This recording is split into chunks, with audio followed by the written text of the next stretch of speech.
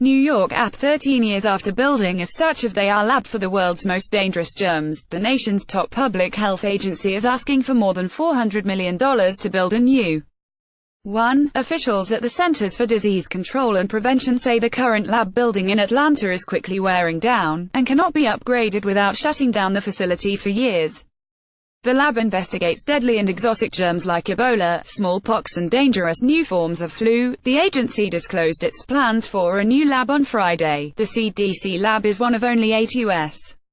labs with the security and safety features necessary to work with the highest threat germs, said James LeDuc, director of one of them, the University of Texas Galveston National Laboratory. 5 of the 8 are run by the federal government. The lab is housed in a 400,000-square-foot concrete building located in the heart of the CDC's main campus. It uses eye scanners and other James Bond-like security measures to restrict access.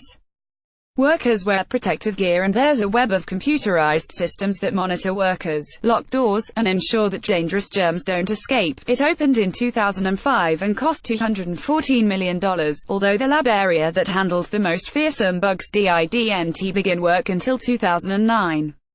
It replaced a CDC lab that had operated for 20 years.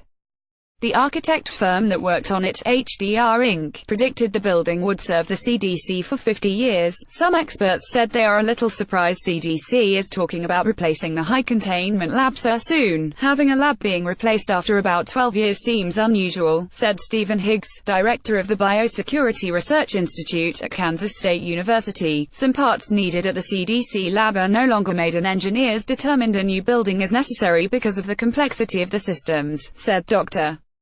Inga Damon, who oversees much of the lab work involving dangerous germs. It will take 4 years to construct a new building and related infrastructure, so the money is needed now, CDC officials said.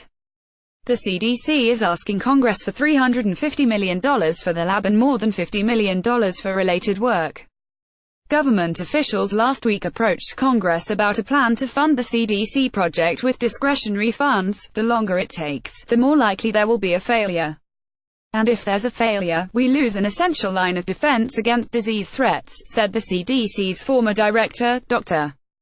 Tom Frieden. A number of problems have been reported over the years in the building, including a 2009 decontamination shower failure and a 2015 fire in a lower-level lab.